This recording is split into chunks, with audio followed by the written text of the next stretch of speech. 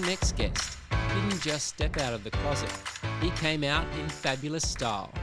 Came to the attention of many Australians when his drag queen Storytime got cancelled. Was an organiser for the Bathurst Mardi Gras and was a runner-up at Australia's Got Drag.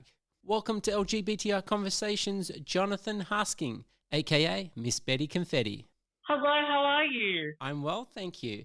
Now, you've grown up in a small country town in Bathurst. I don't know if you'd call it small, maybe a medium small. Would I be right in saying that? Yeah, it's definitely growing and lots of LGBTQIA plus things happening in Bathurst as well, which is really cool. Can you tell us, when was your first memory of feeling that you were different to the other boys? Well, I think it was probably around about when I was in year 4 and, the word gay popped up and I asked my parents, like, what does the word gay mean? And for them, it was like, the gay means happy. And they're like, oh, it just means that you're really happy. And I was like, oh, I love that, And then it wasn't until, a little bit later on into high school that my feelings towards girls were just as friends and bits and pieces happened. And I was just like, no, I definitely am more attracted to boys. So around about like high school time.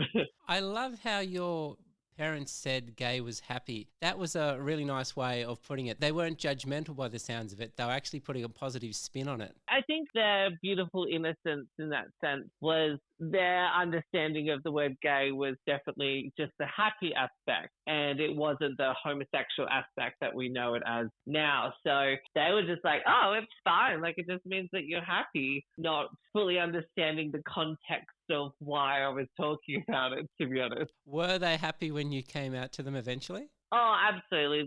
My mum and dad have been so supportive, and all my family have been very, very supportive of me and my beautiful fiance, being together for so long, and all my family have been beautiful. So tell us a bit about your fiance. You were saying that you've been together for a while. Yeah, so myself and Alex, we've been together we've been dating for about 10 years, Wow. Which is crazy. That's like 20 years in the gay world. Yeah, right. I know, how crazy. And it's so beautiful because he proposed just before Christmas last year, and very looking forward to planning our wedding, which is really exciting. And he's from Bathurst? Yeah, he's from Bathurst and Lithgow. Wow, so you're really showing that there's this vibrant gay community out there in regional Australia. Yeah, Bathurst and the Central West have definitely grown to become more LGBTQIA plus friendly. And I think with lots of events happening and people actually realizing that they can put on events and lots of people will turn up, no matter if you're young or old or anything like that, you will definitely be accepted here in the Central West. And you were the organiser, or you are the organiser for Bathurst Mardi Gras. Can you tell us a bit about that? That sounds like a pretty forward-thinking group there. Yeah, I've been very, very fortunate in having, the contact to be able to say, hey, I want to do this. Do you want to come on board and, help me with it? And I've had the beautiful Trish out at Keystone 1889, which is a fantastic venue for, all sorts of parties. Through my own personal connections with Headspace, had them jump on board as well. So we've been able to put together basically like 2 parties, so to speak. Family-friendly one, which has, family-friendly music and drag act. And, this year we had a parade, which was really exciting, like our first ever Mardi Gras parade in Bathurst ever. And then once the kiddies go to bed, the adults only after party starts, and that's where things get a little bit more cheeky and a little bit more raunchy. So the first ever Mardi Gras parade in Bathurst. So we're talking 2023 this year? Yeah, it was at the start of this year. We had it, and we were unfortunately had a little bit of issues with some weather, and a lot of people didn't come, but it still went ahead, and we're looking to grow bigger and better next year.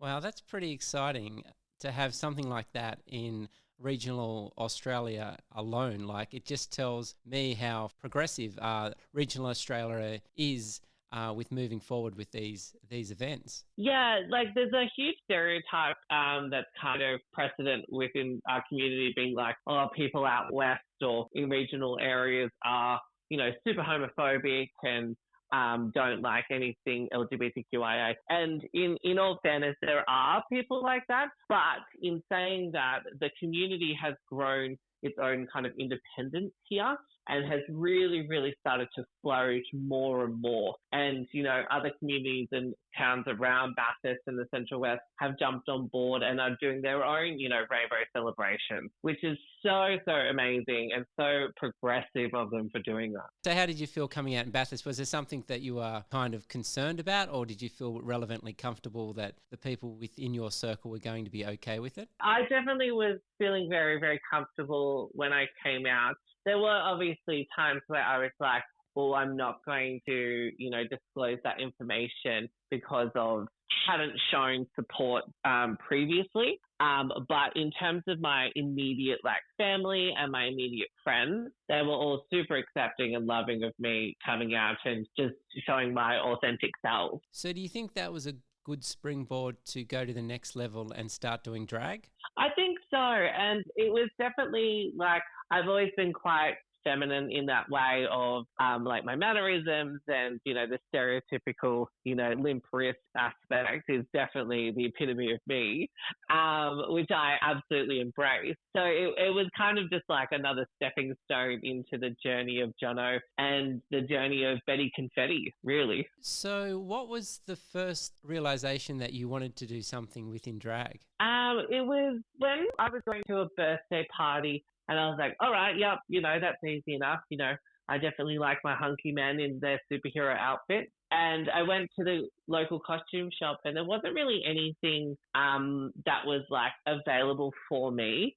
There were those, Superman and other suits that had, the chiseled abs and stuff like that. And I put it on and I just looked ridiculous, because it just didn't suit me at all. And it was just crazy. And then I walked around the corner and I saw a couple of the female costumes. And I was like, I've always kind of resonated a little bit more with the female, superheroes, and I've always liked them a little bit more. I actually found a Sailor Jupiter from Sailor Moon costume. And I was like, oh my goodness, I love Sailor Jupiter so much. She was the one that had the little green skirt and she had the lightning attack and whatnot. And I was like, I'm going to buy this. So I bought that and I bought a wig.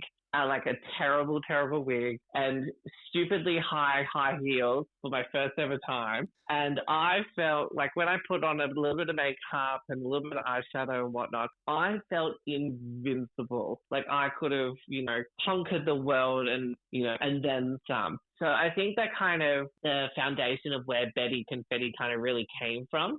And she's just kind of grown bigger and better since that point on.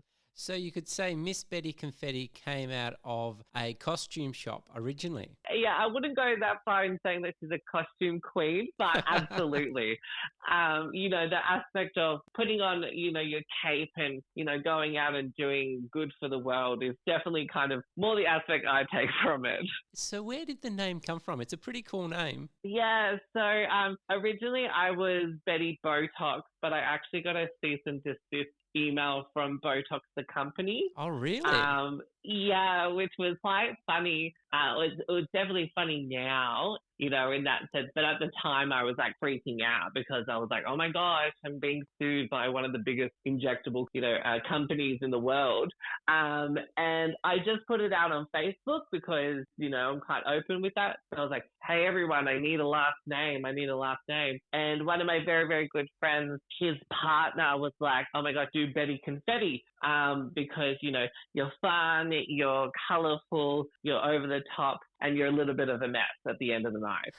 So, which I thought was absolutely on point and brilliant. So I've just gone with Betty Confetti. Do you remember the first time you done drag? Real drag? Real drag. First performed in drag? When you went up on stage and said, this is Betty Confetti, here I am, let's go. It was definitely a moment because, again, was wearing horrendous outfits that definitely should not have been worn.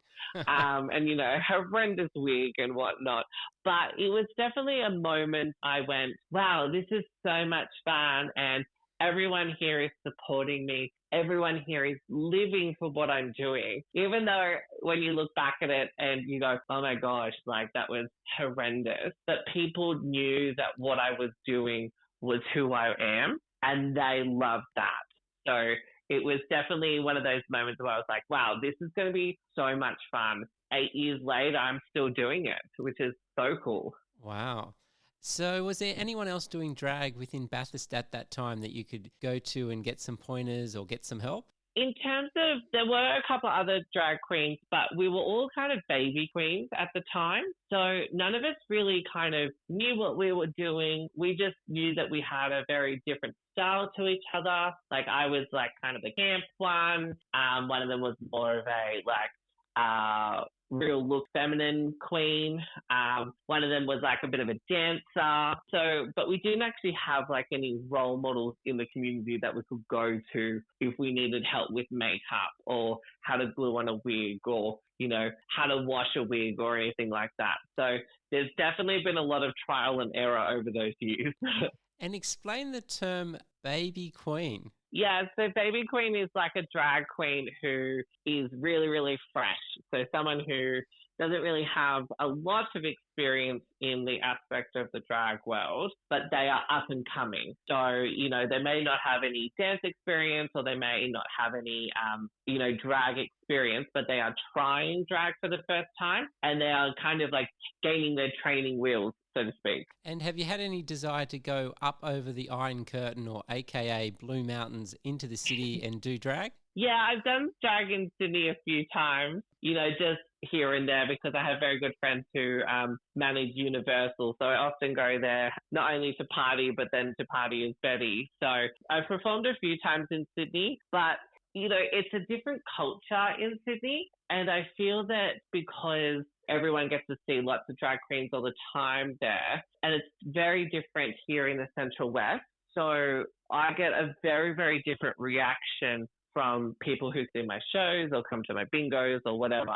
then is very different from that in the city. And I suppose you wouldn't kind of think there would be a big difference, but I suppose, you know, you're not that far away from Sydney, but as you said, it's a different kind of culture out at Bathurst. Yeah, and it's just like because I guess it's that accessibility aspect and also, you know, availability in that respect as well. Because you know, in Sydney, you could go down any of the gay bars in Oxford Street and see a drag performance. Like, you could bar hop if you really wanted to. As they're here in Bathurst or here in the Central West, you do not have that option. It's like, it's one night where, you know, you do your event and your drag queens and your kings are there as well. And then that's kind of it. So we definitely get a very, very receptive audience when you are, you know, kind of one of the only queens going into that event. Does that make sense? Yeah, it does. And I suppose people probably look forward to it because it's a bit different and it's a bit more fun, a bit more lively. So they'd make an effort. Whereas you say in metropolitan areas,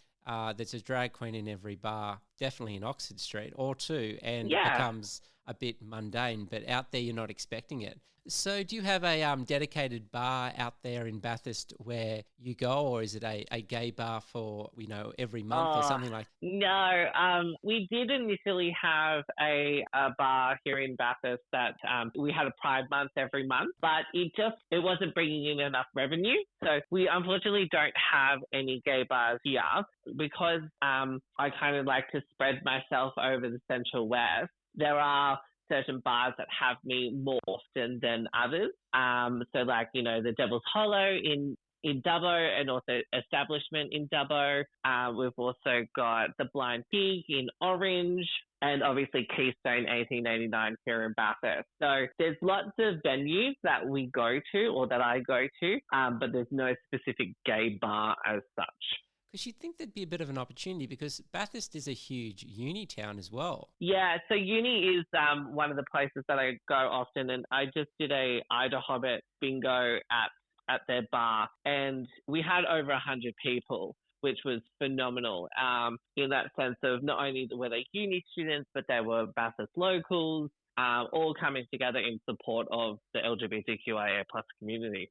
Wow, that's great to see that that happens in a town that size. Now, you were a runner-up for Australia's Got Drag. Can you tell us a bit about that? Yeah, gosh, that was back in 2019, which is crazy.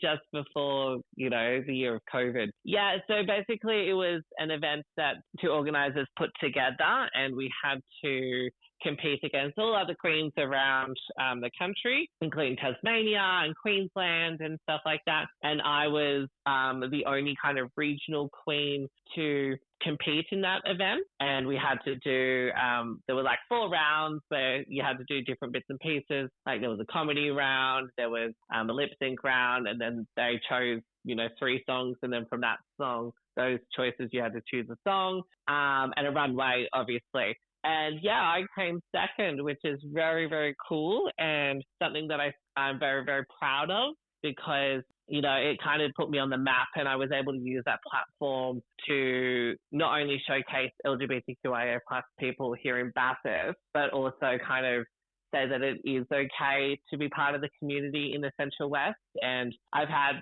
some of the queens come down from Sydney out to Bathurst and perform as well, which is really exciting. It was such a fantastic event and something that I really hope will get up and running in the near future. And that was a pretty amazing achievement, a runner-up, but then you were one of the only regional drag queens. So that was pretty amazing. I was the only regional queen, and when the organisers said that they wanted me in the event, I was so fortunate. And then, going against some of these queens who are very, very seasoned queens and, do amazing, amazing things and kind of also proving to myself that, I was meant to do these kind of things and I was meant to do, this silly comedy act that some people kind of shy away from. So, yeah, it was definitely a huge achievement on my part and I'm very proud of that. No, that's definitely a huge achievement. Now, Drag Queen Storytime in Australia here, we've had, across the world really, everyone's had kind of a big issue with Drag Queen Story. Now, you were actually you were caught up in that. This wasn't just a news article for you. You were actually the news in this. Can you tell us a bit about what happened?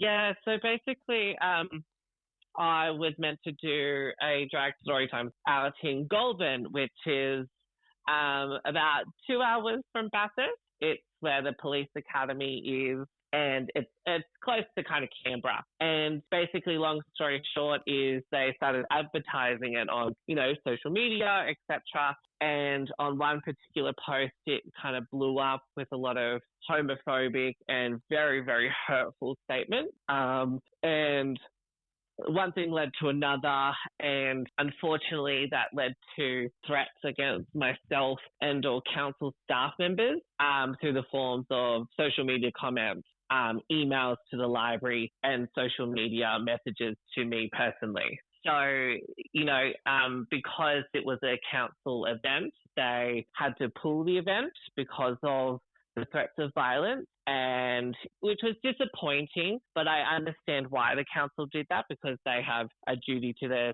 staff to keep them safe.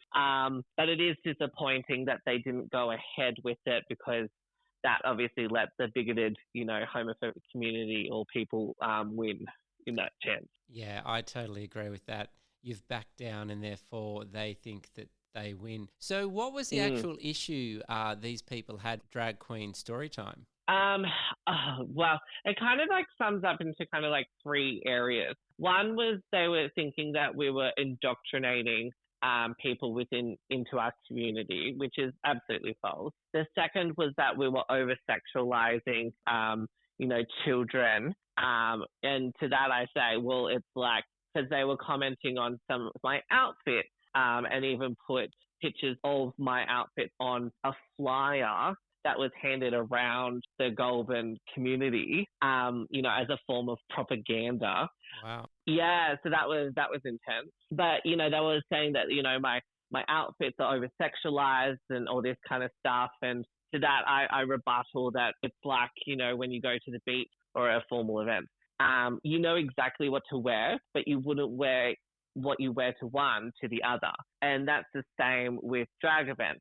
We're obviously working with children, so we would wear something a little bit more, covered up. We wouldn't have, our tits out or, like a bodysuit on. We'd wear something like a long dress, like sparkly, or something that's a little bit more family friendly in that sense. And then the last one was basically just, homophobic, aspects that people just didn't think that a man in a dress should be reading to kids.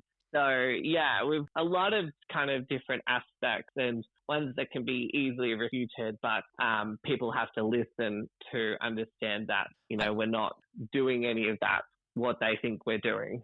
No, it comes down to uneducated people. And, I'm pretty sure that most of their mothers probably are just upset that these drag queens that are guys look so much better than they do. Oh, probably. Well, we all kind of look as beautiful as Betty Confetti, but even some days that's not great to look beautiful as Betty Confetti. Were you able to do other drag queen story times after that? I've actually booked in with Upper Lachlan Shire, which is council across from Goulburn, and they've booked me in for a drag story time in 2 different areas in their shire. So, while obviously the Goulburn one didn't happen, their neighbouring kind of council were like, well, we want this to happen. We want to show, the community that, we're not going to back down and we're not going to give into bigotry. So, which is so beautiful that they've been able to kind of pick up that kind of torch and run with it, with me running with a rainbow flag behind.